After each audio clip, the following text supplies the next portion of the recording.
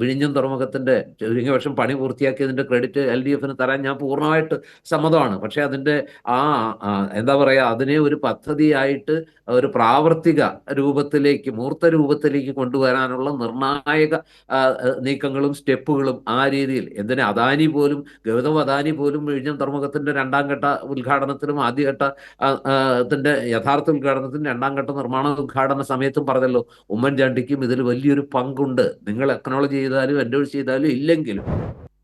വിഴിഞ്ഞം തുറമുഖത്തിൻ്റെ കാര്യത്തിൽ VS സർക്കാരിൻ്റെ കാലത്ത് ഏതോ കെട്ടിടമൊക്കെ അവിടെ ഉദ്ഘാടനം ചെയ്തായിരുന്നു. സഖാവ് VS അച്യുതാനന്ദൻ. ആദ്യത്തെ കല്ലല്ല, ഉദ്ഘാടനം VS അച്യുതാനന്ദനായിരുന്നു. ഞാൻ ചോദിക്കുന്നത്, ഈ കേരളത്തിലെ LDF സർക്കാർ നടപ്പാക്കിയ, അല്ലെ കമ്മ്യൂണിസ്റ്റ് പാർട്ടി ഗവൺമെൻറ് കൊണ്ടുവന്ന ഭൂപരിഷ്കരണ നിയമത്തെ UDF എന്തെങ്കിലും പിന്തുണച്ചോ? പിന്നെ മാറി മാറി വരുന്നവർ ഒരുപോലെയായിരുന്നു പറഞ്ഞിട്ട് എന്ത് കാര്യം?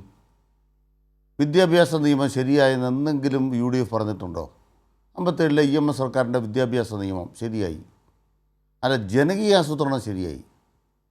ജനകീയാസൂത്രണത്തിൻ്റെ തുടർച്ച UDF പിന്തുണയ്ക്കുന്നുണ്ടോ? ജില്ലാ കൗൺസിലിനെ നിങ്ങൾ നിലനിർത്തിയോ പിരിച്ചുവിട്ടോ? ജില്ലാ കൗൺസിൽ എവിടെ പോയി? ഇനി ഇടതുപക്ഷത്തിനാകത്തുകൊണ്ട് അധികാരത്തിൽ വന്ന ശേഷം ക്രിയാത്മകമായി നടപ്പാക്കുന്ന ഏത് പദ്ധതിയാണ് നിങ്ങൾ പിന്തുണയ്ക്കുന്നത്? ലൈഫ് മിഷൻ പിരിച്ചുവിടും നിങ്ങൾ പറഞ്ഞിട്ടുണ്ടോ? ഹരിത കേരളം മിഷൻ പിരിച്ചുവിടും കോൺഗ്രസ് പറഞ്ഞിട്ടുണ്ടോ? അതുപോലെ തന്നെ കോൺഗ്രസ് പറഞ്ഞിട്ടുള്ള കാര്യമാണ് ആർദ്രം മിഷൻ പിരിച്ചുവിടും. പിന്നെ പൊതുവിദ്യാഭ്യാസ സംരക്ഷണം പിരിച്ചുവിടും. ബഹുമാനപ്പെട്ട പൊടിവാർ സാറിനോട് പറയാം, 2002 ജനുവരി 8 ബഹുമാനപ്പെട്ട ആൻ്റണിയുടെ കോവളം പരിപാടിക്ക് ശേഷം ഒരു പ്രധാനപ്പെട്ട ധവളപത്രം ഇറക്കി. ധവളപത്രം വായിച്ചിട്ടുണ്ടോ? കേരളത്തിലെ പെൻഷൻകാരാണ് ഖജനാവ് തിന്നുന്ന പെരിച്ചാഴികൾ. കേട്ടിട്ടുണ്ടോ? ഈ കേരളത്തിലെ സർക്കാർ ആഫീസ് കൊണ്ട് ഒരു ചുക്കും നടക്കുന്നില്ല. ഒരു മാസക്കാലത്ത് പൂട്ടിയിട്ടാൽ ഒരു ചുക്കും വരികയില്ല. പറഞ്ഞത് മുഖ്യമന്ത്രിയാണോ? പിണറായി വിജയനല്ല, അത് പറഞ്ഞത് AK ആൻ്റണിയാണ്. എന്തിൻ്റെ തുടർച്ചയെക്കുറിച്ചാണ് മാറി മാറി വരുന്ന ഒരു ചാപ്പ കുത്തുമ്പോൾ കേരളത്തിലെ പൊതുവിദ്യാലയം പൂട്ടാൻ ഉത്തരവിട്ടു UDF, നിയമനം നിരോധിക്കാൻ ഉത്തരവിട്ടു UDF, തസ്തിക വെട്ടിക്കുറച്ചു UDF. LDF-ൻ്റെ കാലത്ത് നിയമനം നിരോധിച്ചോ? തസ്തിക വെട്ടിക്കുറച്ചോ? പെൻഷൻ കുടിശ്ശികയാക്കിയോ? എന്താണ് LDF UDF തമ്മിൽ ഒരുപോലെയാണ്? മാറി മാറി വരുന്നവർ ഒരുപോലെയാണെന്ന് വെച്ചാൽ അല്ല. UDF-ൻ്റെ ഭരണകാലത്ത് ഇത് മുഞ്ഞുകുത്തി. അതുകൊണ്ടാണ് ഞങ്ങൾ പറഞ്ഞത് LDF ഒരു വല്ല ശരിയാവും. 10 കൊല്ലമായി. 2016 എല്ലാം ശരിയാകുമെന്ന് പറഞ്ഞെടുത്ത് എന്താണ് ശരിയാകാൻ ബാക്കിയെന്ന് ഇപ്പോൾ പറഞ്ഞാൽ അതിന് ഉത്തരം ഇപ്പോൾ പറയും. ഓരോ കൊല്ലം പ്രോഗ്രസ് കാർഡുണ്ട്. പിന്നെ കൊച്ചിയിലെ വിമാനത്താവളം എനിക്ക് തോന്നുന്നത് നയനാർ സർക്കാരിൻ്റെ കാലത്ത് മറ്റാ തുടങ്ങിയത് കേട്ടോ. എവിടെ ഉമ്മൻചാണ്ടിയുടെ കല്ല് തപ്പുമ്പോൾ അത് നോക്കിയേക്കണം. അതിനൊരു കറക്ഷനുണ്ട്. വിഴിഞ്ഞം തുറമുഖത്തിൻ്റെ കാര്യത്തിൽ VS സർക്കാരിൻ്റെ കാലത്ത് ഏതോ കെട്ടിടമൊക്കെ അവിടെ ഉദ്ഘാടനം ചെയ്തായിരുന്നു. സഖാവ് VS അച്യുതാനന്ദൻ. ആദ്യത്തെ കല്ലല്ല, ഉദ്ഘാടനം VS അച്യുതാനന്ദനായിരുന്നു. പിന്നെ അത് ഒരു ചൈനീസ് ബന്ധമുണ്ടെന്ന് പറഞ്ഞിട്ട് ഒരു കുഴപ്പമുണ്ടായില്ല. ചൈനീസ് ബന്ധമുണ്ടെന്ന് പറഞ്ഞിട്ട് ആൻ്റണി വന്നപ്പോൾ അത് തടഞ്ഞായിരുന്നു LDF കാലത്ത്. പിന്നെ ഇപ്പോൾ ചൈനീസ് കമ്പനിയാണ് മൊത്തം ഇറക്കുന്നത്. ഒരു വിരോധം ആർക്കുമില്ല. ഞാൻ ഈ ബഹുമാനപ്പെട്ട പൊടിവാർ സാറ് കേട്ടിട്ടില്ലായിരിക്കും. വിഴിഞ്ഞം തുറമുഖം വന്നാൽ തീരശോഷണം ഉണ്ടാകുമെന്ന് പറഞ്ഞൊരാളുടെ പേര് പറയാമോ? ഒറ്റ ഉത്തരവേ ഉള്ളൂ, VD സതീശൻ. വിമോചന സമരം വിഴിഞ്ഞത്ത് വരും എന്ന് പറഞ്ഞ ആളാരാ? KPC president. ഇനി എല്ലാവരും ഒരുപോലെയാണോ?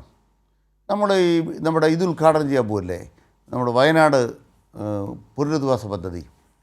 LDF-ന് കുറേ അവകാശവാദങ്ങളുണ്ട്, അത് വെച്ച് LDF പ്രവർത്തിക്കുന്നു. നിങ്ങൾ പറഞ്ഞു ശരി. LDF വയനാടുമായി ബന്ധപ്പെട്ട ഞങ്ങൾ പറഞ്ഞ അവകാശവാദം എന്താണ്? ഒരു ടൗൺഷിപ്പ് ഞങ്ങൾ പൂർത്തിയാക്കി, സമയബന്ധിതമായി പൂർത്തിയാക്കി കൊടുക്കുന്നു.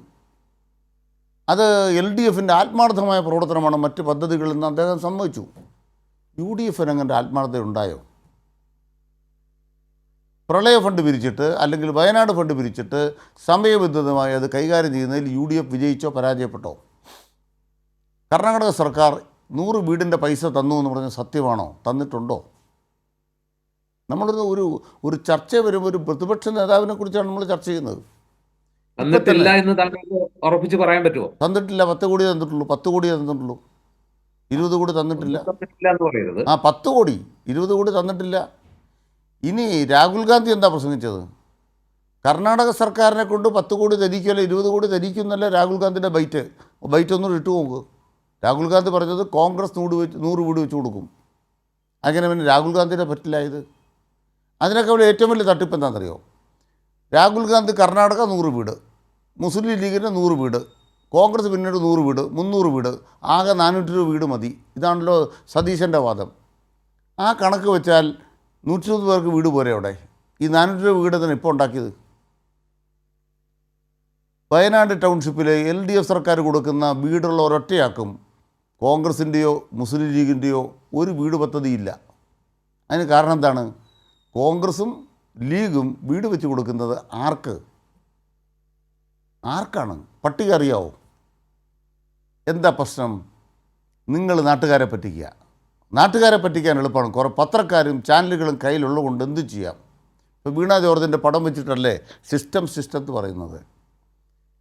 നമ്മൾ മനസ്സിലാക്കുന്ന ഒരു സർക്കാർ ആശുപത്രിയിൽ ഒരു ഡോക്ടറെ നിയമിച്ചാൽ ആ ഡോക്ടർ നേഴ്സൂടെ ചെയ്യുന്ന ജോലിയിൽ പോരായ്മ വന്നാൽ അവരുടെ ഒരു നടപടിയെടുത്ത് പിരിച്ചുവിട്ടാൽ പോരെ? അതിന് മന്ത്രിയുടെ തല കയറുന്നതിനാ? റീത്തുകോട്ട് മന്ത്രിയുടെ വീട്ടിലേക്ക് ഓടുന്നതിനാ? കോട്ടയത്ത് കെട്ടിടം ഇടിഞ്ഞു വീണ ആരുടെ കാലത്താണ്? എൻ്റെ കയ്യിൽ ആ റിപ്പോർട്ട് ഇരിപ്പുണ്ട്. ഞാൻ വേണം ഇപ്പോൾ വായിക്കാം. ബഹുമാനപ്പെട്ട മന്ത്രി കോട്ട് ചെയ്ത റിപ്പോർട്ട് എൻ്റെ ഇരിപ്പുണ്ട്. UDFൻ്റെ ഭരണകാലത്താണ്. 1/4 നൂറ്റാണ്ടായില്ല. UDF ഭരിച്ചിട്ട് 1/4 നൂറ്റാണ്ടായിട്ട് ഇല്ല. കോട്ടയം മെഡിക്കൽ കോളേജിൽ ഈ അടുത്ത കാലത്ത് കെട്ടിടം ഇടിഞ്ഞു വീണ് ആ കെട്ടിടം കെട്ടിയത് VS ശിവകുമാറിന്റെ കാലത്താണ്. 2002 കാലത്താണ് എൻ്റെ ഓർഡർ ഇരിപ്പുണ്ട്. ഇടിഞ്ഞു വീണതെന്ന് പറഞ്ഞുകൊണ്ട് ചോദിച്ചത്. ആ ഇടിഞ്ഞു വീണ കെട്ടിടം, ഇടിഞ്ഞു വീണ ഒരു മനസ്സിലാക്കാം. ഇടിഞ്ഞു വീണ കെട്ടിടം ഉണ്ടായത് 2000-ന് ശേഷമാണ്. 25 കൊല്ലം അതിന് പ്രായമില്ല. അതിൻ്റെ രേഖ എൻ്റെ ഇരിപ്പുണ്ട്. അല്ല, അതിന് ഉത്തരവാദികളായ ഉദ്യോഗസ്ഥരെ പിരിച്ചുവിട്ടാ പോരെ അനിൽ? അത് UDF സർക്കാരിൻ്റെ കാലം. അപ്പം പിന്നെ നിങ്ങളുടെ മന്ത്രിയുടെ വീട്ടിലേക്ക് ഒരു റീത്തുകാട്ട് ആര് കൊണ്ടുവരും? അല്ല, അന്നത്തെ നിങ്ങളുടെ മന്ത്രി അല്ല പറയട്ടെ, ആ കാലഘട്ടത്തിൽ നിങ്ങളുടെ മന്ത്രിക്ക് ഒരു റീത്ത് തരണ്ടേ? അതാണ് പ്രശ്നം. ഇവിടെ 12 റീത്ത് കൊടുക്കുമ്പോൾ അതുപോലൊരു റീത്ത് നിങ്ങളുടെ UDFൻ്റെ മന്ത്രിയുടെ വീട്ടിൽ കൊടുക്കണ്ടേ? അന്ന് ഇപ്പോഴല്ല, അന്ന്. പൊടിപ്പാറ അന്ന് VS ശിവകുമാറിന്റെ വീടിന്റെ ഔദ്യോഗിക വീടിന്റെ മതിൽ ചാടിക്കടന്ന് അവിടെ രാവിലെ റീത്ത് വെക്കണമായിരുന്നു എന്നാണ്.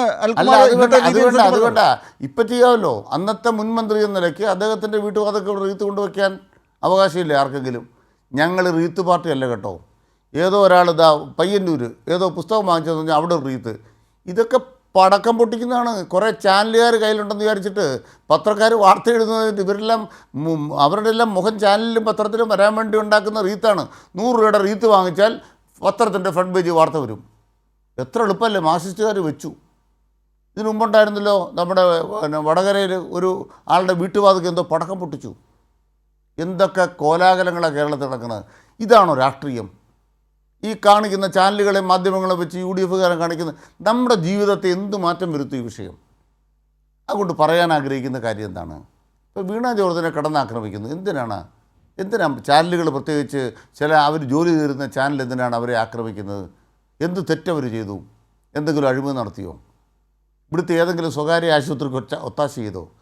ശ്വാസകോശം മാറ്റിവെക്കുന്ന ഒരു ജനറൽ ആശുപത്രി ഉണ്ടായാൽ വീണ ജോർജിനെ അഭിനന്ദിക്കുന്നതിന് പകരം അത് പരിക്കേൽപ്പിക്കുന്നത് ആശുപത്രി മേഖലയിൽ കുത്തകയ്ക്കാണ്. മുഖ്യമന്ത്രി പറഞ്ഞല്ലോ, കേരളത്തിന് പുറത്തുള്ള ചില കുത്തകകൾ കേരളത്തിലെ ആശുപത്രികൾ വിഴുങ്ങുന്നു, സ്വകാര്യ ആശുപത്രികൾ. അപ്പോൾ ഹൃദയം മാറ്റിവെക്കുന്ന സർക്കാർ ആശുപത്രി നടന്നാൽ ഇഷ്ടമില്ലാത്തവരുണ്ട്. ശ്വാസകോശം ജനറൽ ആശുപത്രി മാറ്റിവെച്ചാൽ എന്നൊന്ന് അഭിനന്ദിച്ചേക്കാം. റീത്തുമായിട്ട് പോയവരാരെങ്കിലും ഒരു പൂച്ചെണ്ടുമായിട്ട് പോയോ? ഇല്ലല്ലോ. ശ്വാസകോശം മാറ്റിവെച്ചു, ഇരിക്കട്ടെ ഒരു പൂച്ചണ്ട്. ഹൃദയം മാറ്റിവെക്കുന്നു ധാരാളം, ഇരിക്കട്ടെ. ഞാൻ കോട്ടയത്ത് നിന്നാണ് വരുന്നത്. 2 റോബോട്ടിക് സർജറി യൂണിറ്റാണ് അല്ലെങ്കിൽ ഓപ്പറേഷൻ തിയേറ്ററാണ് കോട്ടയത്ത് പുതിയ കെട്ടിടത്തിൽ. 16 ഓപ്പറേഷൻ തിയേറ്റർ ഒരു കെട്ടിടത്തിൽ. പൊടിപാറ സാറ് കോട്ടയത്ത് മാതൃഭൂമിയിലുണ്ടായിരുന്നല്ലോ സാറേ. നമ്മുടെ മെഡിക്കൽ കോളേജിൽ 16 സർജറി യൂണിറ്റുകൾ അല്ലെങ്കിൽ ഓപ്പറേഷൻ തിയേറ്ററുകൾ. അതിൽ 2 റോബോട്ടിക് സർജറിയാണ്. വെർച്വൽ റിയാലിറ്റിയിൽ വിദേശത്തിരുന്ന് ഒരു ഡോക്ടർക്ക് സർജറിയെ ഡയറക്റ്റ് ചെയ്യാൻ കഴിയുന്ന സിസ്റ്റം വന്നിരിക്കുന്നു. അവിടെ ഒരു MRI സ്കാനിൻ്റെ ഒരു പുതിയ വേർഷൻ വന്നു. കേരളത്തിലെ ഒരു സ്വകാര്യ ആശുപത്രി പോലും അങ്ങനെയില്ല. ഇതെല്ലാം ഇവിടെ നടക്കുന്ന കാര്യമാണ്.